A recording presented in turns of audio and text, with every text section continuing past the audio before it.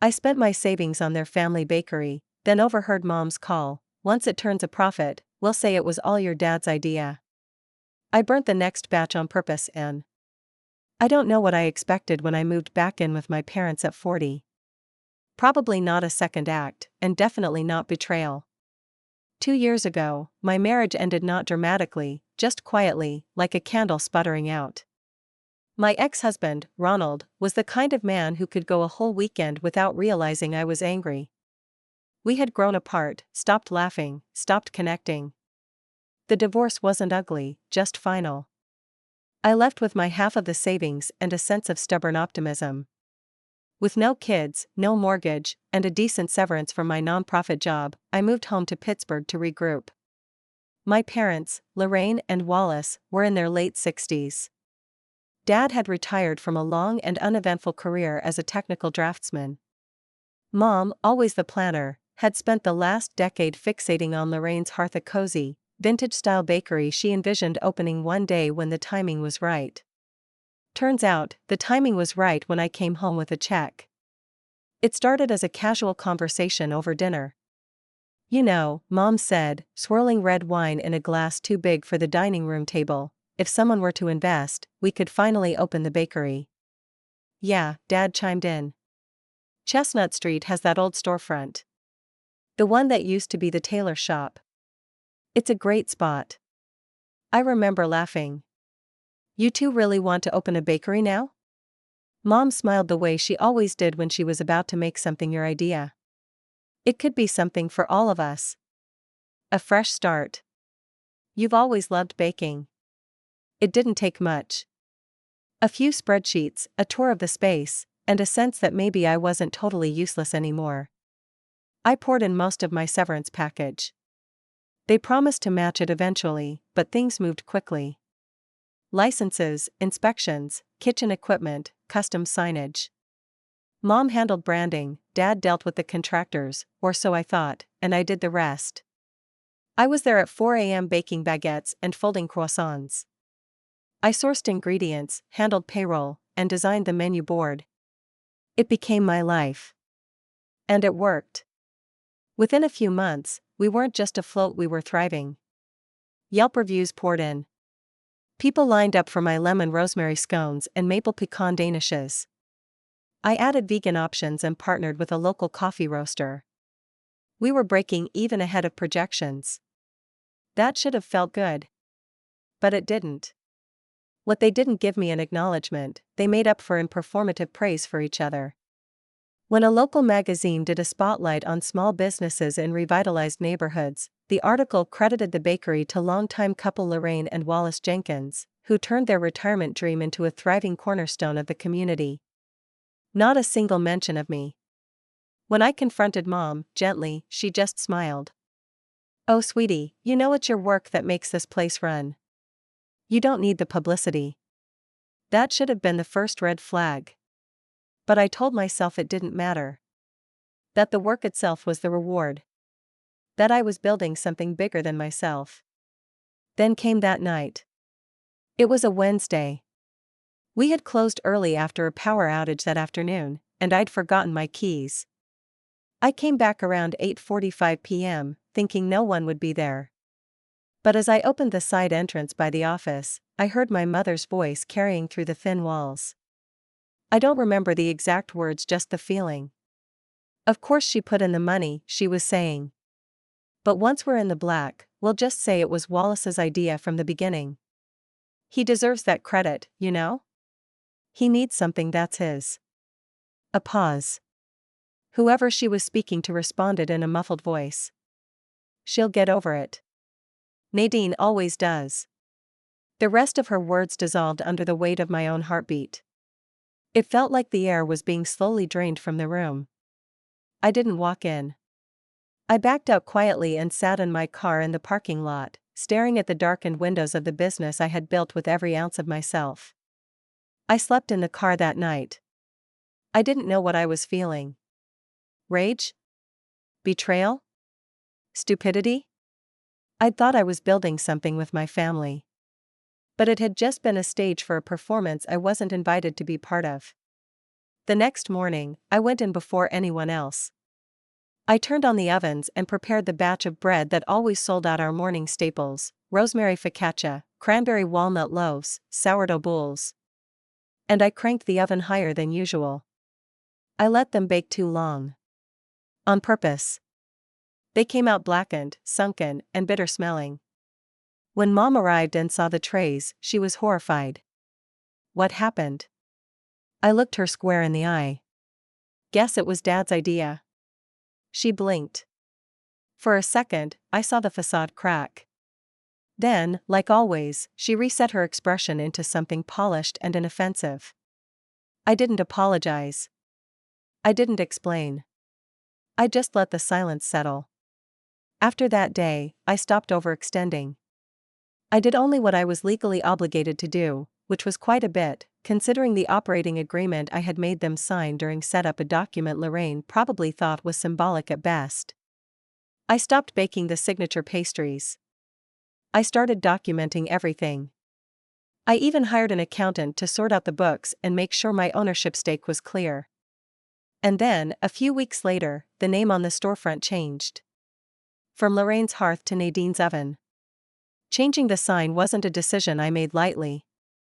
It cost me more than a few nights of sleep, plenty of guilt, and hours pacing the living room of the tiny apartment I'd finally rented above the bookstore across from the bakery. I moved out the week after I heard the phone call. Quietly, without ceremony. Just packed my things into a rented van and left a note on the kitchen counter: "Don't worry about dinner tonight." They didn't call. The sign took exactly 3 hours to install. I stood across the street sipping burnt diner coffee, watching as the men in overalls pulled down the scripted wooden letters Lorraine had commissioned Lorraine's Hearth and replaced them with sleek steel ones: Nadine's Oven. The change was symbolic. A deliberate act. Not revenge, exactly. Just clarity. When Lorraine saw it the next morning, she stopped mid-step in the sidewalk, keys dangling from her hand. She stared, then blinked up at the sign again like maybe her eyes were playing tricks. Then she stormed inside. I was already at the back, unpacking a shipment of Belgian chocolate. She didn't say anything that morning. Not a word. Just slammed cabinets and banged trays around like an amateur actor trying to upstage the scene. Wallace trailed in later, saw the sign, and only nodded once. I think he knew this was coming. Maybe he didn't like it. But he didn't stop it, either. The weeks that followed were tense. Lorraine continued coming in at first, like she always had. But customers began asking questions. New name? Different owner? What happened to that sweet lemon bread? I answered honestly. Yes, new name. Same owner. Just clarified a few things. I didn't badmouth them. Not once. I didn't have to. Because people noticed. They noticed who was still there in the early mornings, flour-dusted and elbow-deep in dough. They noticed who gave warm recommendations and remembered their names, who hired a barista from the community college with a stutter and a talent for latte art, who donated leftover pastries to the local shelter every Friday. And they noticed who wasn't doing any of that. Lorraine began skipping days. Then weeks. Eventually, she came in only once to drop off a business card for a friend who might be able to help with branding. I said thank you and slid it into the trash the moment she left. Wallace still showed up sometimes. He swept the floor or watered the plants. We didn't talk about the sign. Or the call. Or the burned bread. But he stayed later than he used to. Sometimes we'd sit in silence at the back table, sipping bad drip coffee and watching the shop close down.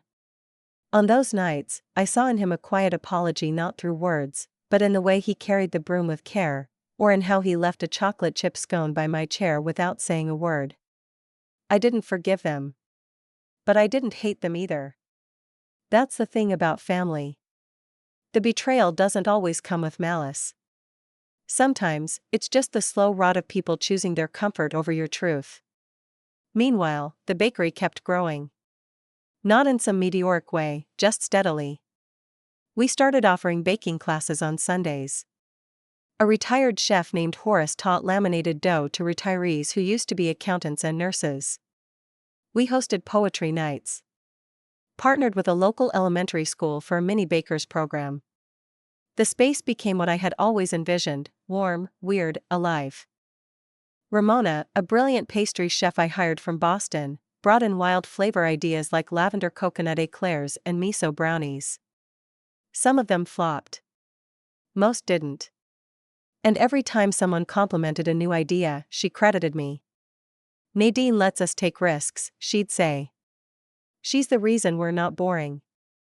That was the first time I truly felt ownership, not just on paper, but in spirit. The people around me were growing because of something I built. No longer invisible. No longer sidelined.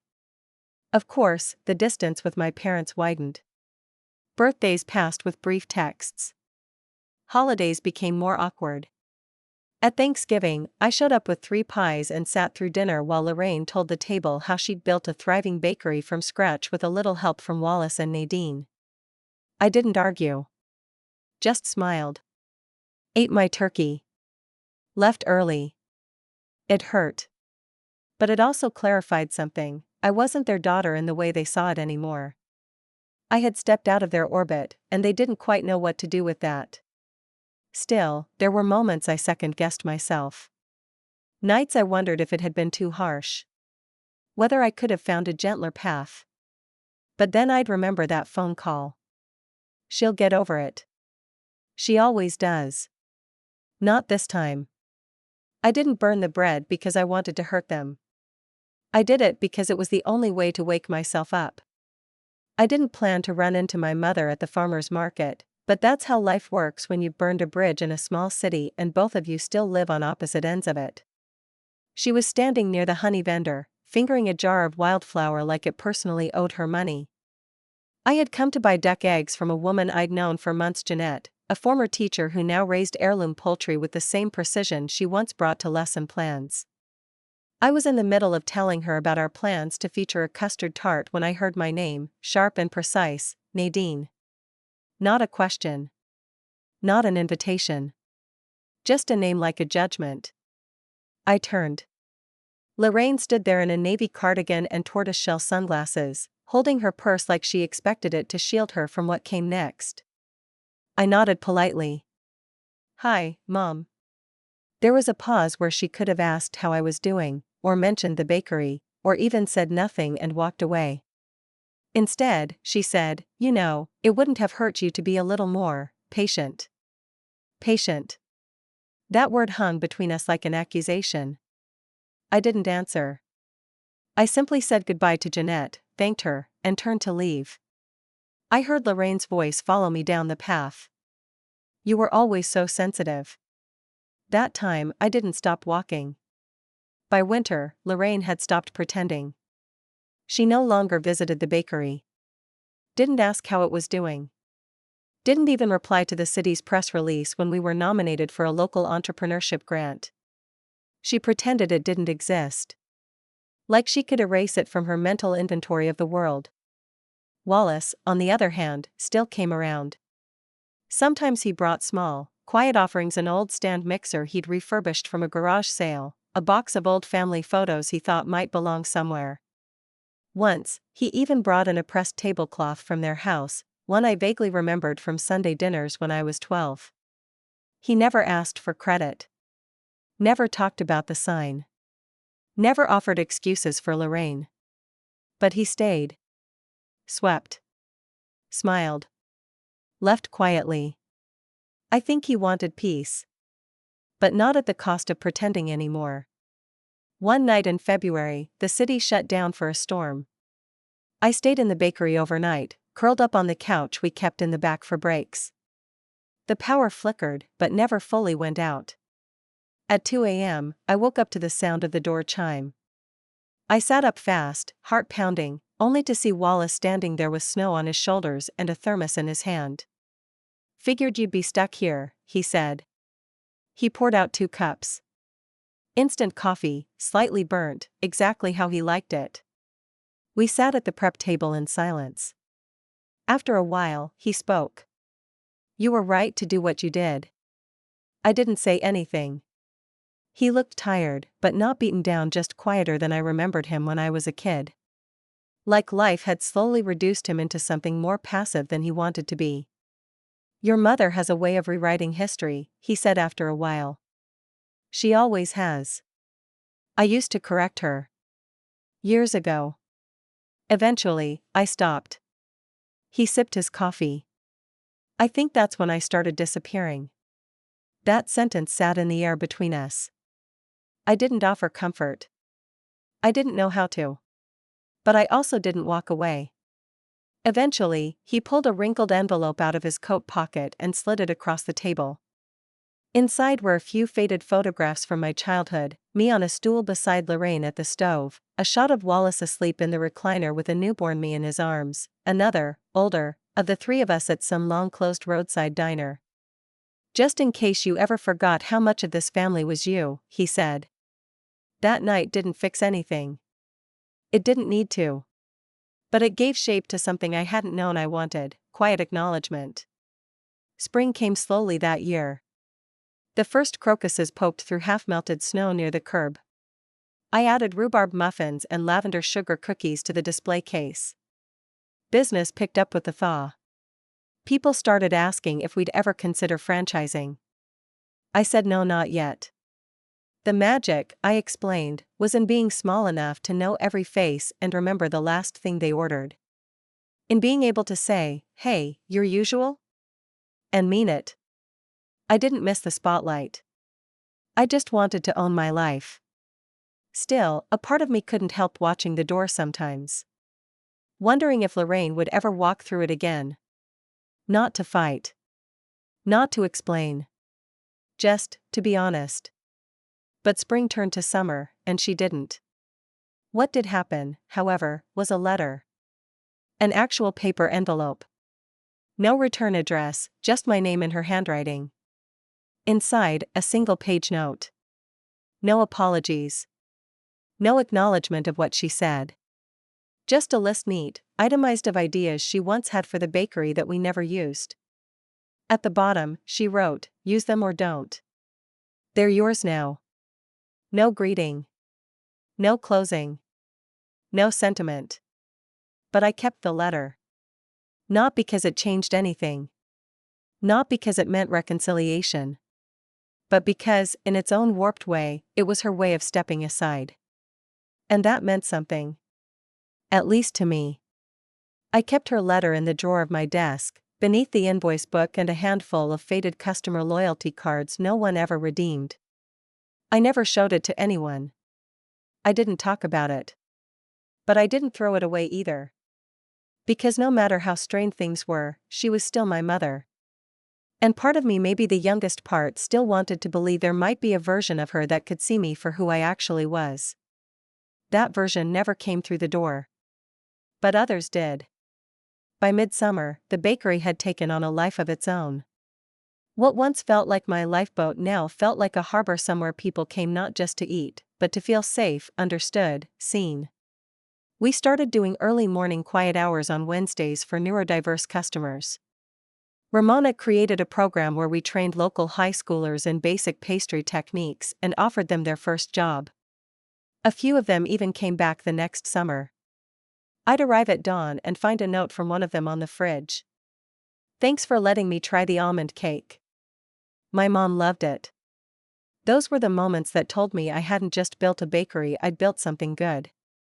Of course, it wasn't without friction. Not long after Lorraine's letter, I ran into my cousin Bethany at a cousin's baby shower in Shadyside. She gave me a look the moment I walked in, a mix of judgment and curiosity, the kind people give when they've only heard one version of a story and still want yours, if only to compare. She cornered me near the punch bowl. "Aunt Lorraine said you took the bakery from them," she whispered. I didn't flinch. I didn't argue.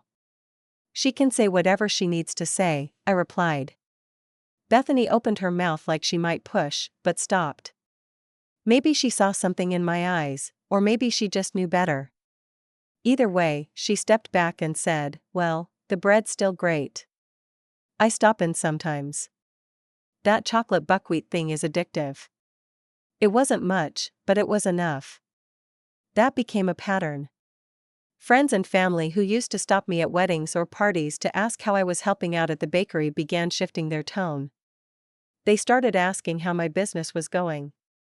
Some even apologized for not realizing sooner how involved I was.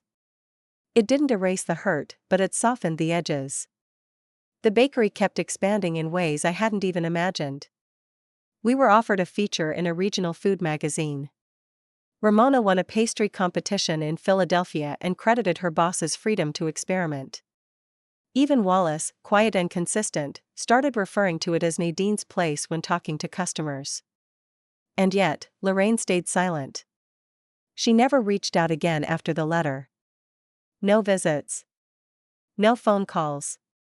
No congratulations. Just space, like an invisible wall we both agreed not to look over. One day, I passed her in the aisle at the craft store. She was buying twine and tissue paper. I was picking up labels for our new jam line. Our eyes met, briefly, and she gave me the smallest nod. Not a greeting, just acknowledgement. I nodded back. Neither of us said a word. We hadn't spoken in nearly a year by then. Sometimes, I'd sit at the counter and stare out the front window during slow afternoons, watching people pass by. I'd wonder if this silence between us would ever shift. Not necessarily toward forgiveness, just toward truth. But I was learning that not everyone wanted truth. Some people just wanted comfort, and rewriting history was often more comfortable than facing the real version. Still, Wallace kept coming. He started bringing a thermos on Saturdays and drinking coffee at the window while I prepped dough. One morning, without ceremony, he said, "Your mother thinks she lost you." I didn't respond right away. Did she ever think she had me? I finally asked. He looked down, twisting the cap of his thermos. I don't think she knows the difference. After that, we didn't talk about Lorraine again. He just kept showing up, sweeping the floor, occasionally suggesting an old family recipe to try.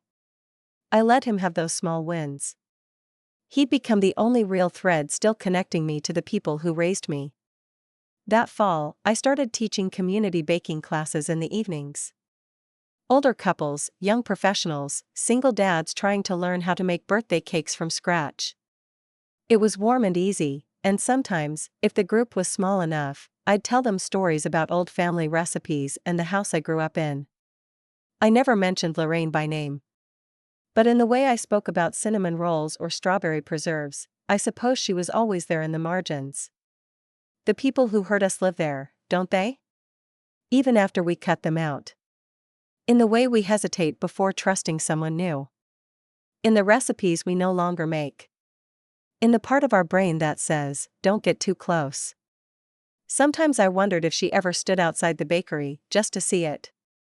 If she ever opened one of the local magazines and saw the name of the place she once claimed would be a family legacy. Did it sting? Did she still think she was right? I didn't know. But I wasn't waiting anymore, either. The oven would still be hot tomorrow. The shelves would still be filled with fresh loaves and new beginnings. And I'd be there. Hair tied up, apron dusted in flour, sleeves rolled. Baking, always baking. Not for them anymore. But for me. Winter came again. By then, Nadine's oven wasn't just surviving, it was thriving. We'd hired 2 more staff members, expanded into the space next door for additional seating, and been listed in a regional top 10 bakeries in the Northeast list that brought weekend tourists from hours away. My name was finally on something that mattered officially, publicly, and without apology. And then came the email. It was from a woman named Clarissa Nichols, a producer at a lifestyle show called Homestead Revival, one of those nationally syndicated programs that featured family-run businesses, especially ones tied to food, legacy, and community impact. She'd read about our bakery in Forked magazine and wanted to do a full segment. "Your story," she wrote, "is exactly what our viewers connect with, a second-act success, built from the ground up by a woman returning home to reinvent her life and make something lasting." They wanted to film inside the bakery. Do an interview. Feature our most popular recipes. Maybe even shoot a behind-the-scenes segment with the team. I said yes. It was the kind of opportunity that could launch us from local gem to nationally recognized brand. I knew it would get back to Lorraine. And I was right. A week before the crew arrived, Wallace stopped by with his usual thermos and a folder tucked under his arm. He handed it to me silently. Inside were half a dozen articles, all printed out from Lorraine's blog. I hadn't even known she still kept one. It was hosted on a niche baking site, titled Notes from the Hearth. In the most recent post, dated 3 days earlier, she wrote, "The bakery I helped create, once called Lorraine's Hearth, is finally getting the attention it deserves. Though my role has been erased, I know the truth. It was built on my vision, my palate, and my sacrifice." I handed the folder back to Wallace. "She wants to be part of the story now that it's being told," I said. He looked at me. "She's always wanted to control the story." I nodded. But this time, I'm the one holding the pen. The day of filming arrived like a storm cloud full of sunshine. Bright lights, cables, a crew of 5, and Clarissa herself, all grace, lipstick, and clipboard. She and her team interviewed the staff, filmed our prep routines, and caught reactions from customers. It was smooth, fun, collaborative. She asked if I'd ever had help building the bakery from anyone in the family. I smiled. "My father helped out a lot," I said, "but I built this from the ground up after my divorce. Every recipe, every customer relationship, every hire mine." She nodded, smiling. "We're calling this segment Bread and Backbone." Perfect. That night, after they left, I sent Lorraine a short email with a link to the show's air date and time. "In case you want to watch. I thought you might want to know how the story ends." Nadine, she never replied. But I know she saw it. Because a week later, I received a cease and desist letter from a lawyer she'd hired. She was claiming that the original name and business concept were hers, and that she was entitled to a share of any publicity or profit derived from what she described as her original brand identity. I laughed for the first time in days. I forwarded the letter to my attorney, who had helped me secure the trademarks and business registrations long before Lorraine knew what was happening. Everything had been filed correctly. Every contract, every dollar tracked. The bakery belonged entirely to me. My lawyer responded to her attorney with a neatly worded letter outlining the facts. I was the sole financial investor. I registered the business and brand independently. No trademark existed for Lorraine's Hearth. No claim to ownership had ever been made legally or in writing. And most importantly, Lorraine had willingly stepped away from the business over a year ago and had not contributed labor, funds, or product since. Within days, the claim was dropped. But I wasn't done yet. The producers from Homestead Revival followed up with a surprising request. They wanted to do a second, follow-up feature as part of their Where Are They Now series the following year. This time, they wanted a live taping at the bakery, with a studio audience composed of locals and bakery fans. They offered a segment where I'd do a baking demo and tell my story in real time. I said yes. And this time, I told the story from the very beginning. How I'd come home after my divorce. How my parents had pitched the bakery as a shared dream. How I'd invested everything. How I'd done the work. And how I'd overheard a conversation that made me realize I was just a placeholder in their story. I didn't name names. I didn't shame. But I told the truth. The audience was quiet, then warm, then cheering. People clapped when I said, "Sometimes the only way to reclaim your life is to set the old one on fire." Or at least, a batch of bread. Ramona brought out a tray of the original lemon poppy seed loaf, and I told them, this was the first recipe I ever pulled from the ashes. A week after the show aired, our orders tripled. Emails poured in. Messages of support. Requests for advice. Job applications. A handwritten letter from a woman in Michigan who had left an emotionally abusive marriage and opened a coffee stand with her daughter. And then, a card. No envelope. Just slipped under the bakery door one morning. The handwriting was unmistakable. Asterisk, you told it the way you saw it. I guess I told it the way I needed to. I still think I had a part in building something good. But maybe your part was the one that lasted. Mom asterisk. I stared at the card for a long time. I didn't cry. I didn't write back. I took the card upstairs to my office, placed it next to the first letter, and tucked both behind a framed photo of the bakery's grand opening, the one with only me standing at the door, holding a tray of pastries, grinning in disbelief. That was enough. Not because it erased the betrayal. Not because it made us whole again. But because I had taken back what was mine. My name. My story. My life.